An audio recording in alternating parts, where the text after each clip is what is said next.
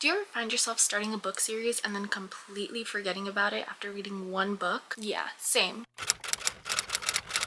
Hi besties, welcome back to my channel. Welcome to an all new video. Today we're going to be doing something that I've done on my channel before. Let's go straight into this video because it doesn't need that much explaining. In my book tracker on my book journal, I have 6 series written down. I know I'm in the middle of more, but I just don't have them written down on here. And then I also don't have incomplete series written in my book tracker. That being said, we are going to be continuing series that I'm part of. Hopefully I can finish a series or a duology or something of that sort in this video. I'm not going to be starting any new series. It's going to be strictly series that I'm part of, and I kind of want to tackle more physical TBR, but I do have a lot of Kindle series that I've started, so maybe I might go into one of those. We'll see how I'm feeling. Let's continue on with this video. Okay, so I already know what book I want to start with. I have my sticky tabs picked out. I already knew that when I did this video, this is going to be the first book I read, just because the first book in this series I read last month and I absolutely devoured it. I loved it so much. I think I gave it a 4-star. King of Pride by Anna Huang. This is on my March TBR. When I did my March TBR video, I was also talking about how excited I am to include this in a video because I did have this video planned already, and I'm so excited to get into this world. This book is about Kai Young, who is Dante's best friend, if I remember correctly, and then Isabella, who is Vivian's best friend. Kai is very respectful. He's a full green flag. He is British. He is nerdy. And I'm so excited.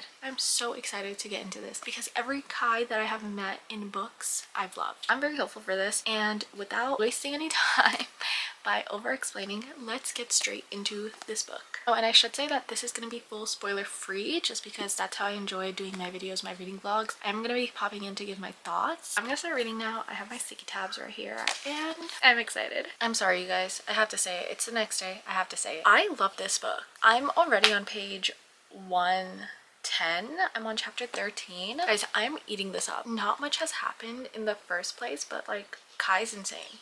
I love Kai. I feel like so many people hate him because I don't know what it is, but people hate Anna Huang's green flag guys. But I eat them up. I love them so much. This is so good. I love Isabella. She's so fun. I feel like I relate to her a lot as someone who also writes. It's just the way that Isabella feels. I feel like I relate most to her from all of Anna Huang's women characters. That might be a lie because I relate to Stella a lot. Let me tell you what this book is about.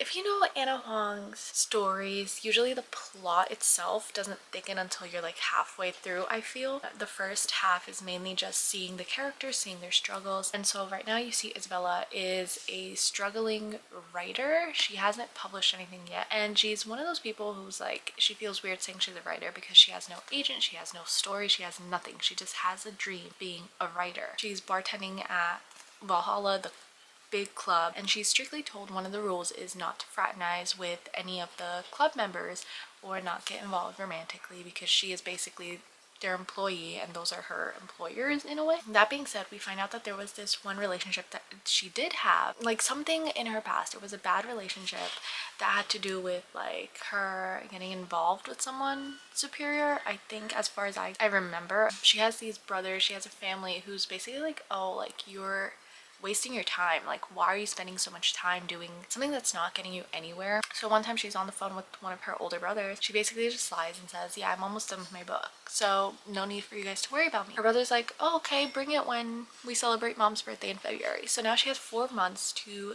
fully write this book from start to finish. Kai just got told that in 4 months the CEO position might be his, and he was expecting to get it when he turns 40, which means there's something wrong with his mom, something's going on, he doesn't know what it is, and so he's constantly drawn towards Isabella, and he knows he shouldn't be because his mom is constantly vouching for him to go out with this childhood friend of his named Clarissa, who's rich, a socialite, and everything that on paper is what he should want, but he basically wants Isabella. So that's where we're at. He takes her to his secret room in the library. Like, think of Beauty and the Beast, the scene where the Beast gifts Belle his entire library. Think of that.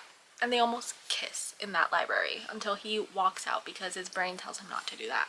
I'm obsessed with them. Kai's just a British glasses-wearing nerd who translates books for fun. I am going to sit here and I'm going to read now. Pop in with updates. I'll pop in with any thoughts that I have. Yesterday, I didn't even realize how far I got. I was just reading downstairs in the living room and somehow I ended up on page 100. So here we are. Hopefully when I'm reading, I can take in enough break to tell you guys my thoughts because the way that I was going yesterday, I just didn't want to stop. Okay, I'm gonna stop yapping about it and I'm just gonna sit and read. I'm gonna sit and read. Okay. He finds out from Vivian that they're hosting an intervention because Isabella hasn't gotten laid in 2 years. He goes, oh, where are they going? Where are you guys going? And so she's like, oh, Verve, it's a new club downtown. Kai goes, it didn't matter. He could go all he wanted, but he had no proof I was interested in Isabella. It wasn't like I was going to show up at Verve and drag her away from potential suitors like some territorial caveman. I had more pride than that. You flip to the next chapter. In the first sentence, a wave of heat, alcohol, and noise slammed into me the minute I stepped into Verve.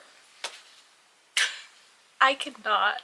I am enjoying this way too much. Is talking about it like, oh yeah, I didn't intend to show up today, but like since I'm literally the executive and publisher of the world's most prominent fashion and lifestyle magazine, it's like my job to be going to all these places and checking them out. So I'm just doing my job. Girl, you're not doing your job.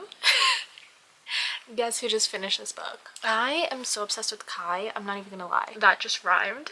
You guys, he is such a green flag. If you show me a picture of a green flag, Kai Young's face is gonna be on it. Like the things he did, like this is probably Anna Huang's healthiest couple. I think even healthier than Reese and Bridget.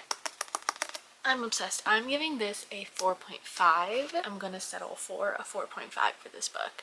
This is so good. But yeah, so first book of the video down. Okay, so I already know what I want to read next. I had the next book already picked out when I was planning this video, and I really want to finish up a series or a duet that I have. I do have a duology that I need to read the second book for that's been sitting on my bookshelf ever since the second book came out, and that is If Only I Had Told Her. Now this is also on my March TBR, so it tackled 2 things at once. The first book I wasn't that huge of a fan of. I think I gave it a 4-star, but I also considered bringing it down a bit just because I feel like it was slightly overrated. I loved the book once I closed it, but then once I thought about it, I was like, this is kind of very simplistic compared to all my other 4-stars. Like it just didn't leave that big of an impact for me, but I did want to know Finn's side of the story and I wanted to know what happens after. Just because I did like the characters, giving a book 3-star doesn't mean that it's necessarily bad. I just think it was like an averagely good book. Like it wasn't bad, it wasn't greatest masterpiece written. The next book I'm gonna read is If Only I Had Told Her. This is the entire story through Finn's perspective and I believe Jack, who was Finn's best friend. In the beginning, it starts out with just Finn's point of view and then it goes to Jack and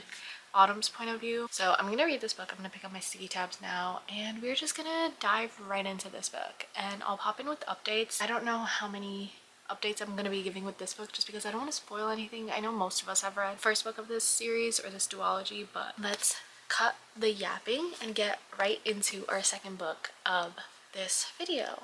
I fear I've forgotten to film anything about this book. Honestly, I low-key forgot that I was making a vlog for this book, so I just was reading on my own time. I am quite a bit into this book. I think I'm like a good 75% in, but this kind of starts I think like a couple days before that ending. So it starts at Finny and Autumn and it's from Finn's point of view. And there are some really good parts. I did cringe a little in the beginning of Finn's point of view. Somewhat of how they talk just seems so childish to me. And I think this was one of my problems in the first book too. The reason why I couldn't really connect with it a lot because they talk like they're like 13. I don't know what it is. I just couldn't. Even in the first book, I couldn't connect with the characters in that way, so I was solely focusing on the story. And so yeah, Finn's point of view is kind of sad. You've been here before, and it just it gave me that feeling of watching Me Before You again because I'm hoping for a different end. And then we enter Jack, who is Finn's best friend. Some things are pissing me off, like the whole him not believing that Autumn had these feelings for Finn. A lot of it seemed like no one was allowing Autumn to grieve, but I think I'm really enjoying his side of the story and all the stuff that he's going through and how he just feels numb without Finn. The whole thing is kind of sad, I guess. But yeah, so I'm on page 256. I'm gonna continue reading. I'm gonna finish this book, and I think this will be my last book for this video. Let's finish this book, and I think I'll see you guys as soon as I'm done with this book. Okay, I have just finished this book, and it was going so good, and then I turned the last page because I was expecting more story, and I got hit with the acknowledgements. So I hate to say it,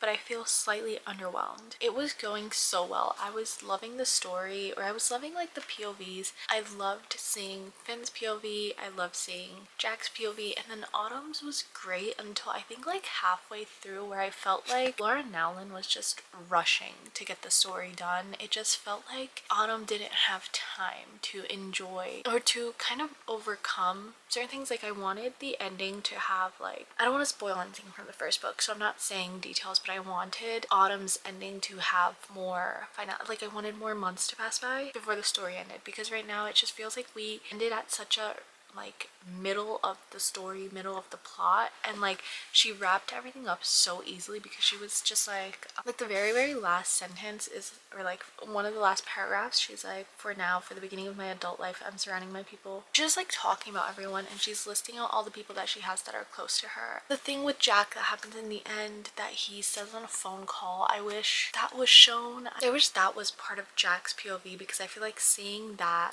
bloom and seeing the way he moves on in his life would have been really nice to get from his perspective. So I think I'm going I was so convinced 90% into the book that I was going to rate this 4 stars, but I think I'm gonna do 3 stars. Like I feel very underwhelmed with the ending. I don't know, I'm gonna rate this 3 stars. But that concludes my reading for this video. We were reading books to continue series that I was in the middle of, because I simply wanted to knock down things. Got 2 books done in this video, and I am beyond happy for that. Anyways, that is it for today's video, and I know I haven't posted in I think like 2 weeks, but the reading vlogs are coming now because I have a lot planned and I have a lot starting to film, and I'm doing a lot of stuff right now, and I'm very excited, and we will be continuing this as soon as possible. So thank you guys for sticking around, thank you for watching this video, and hope you guys enjoyed. I'll see you guys next time. Bye!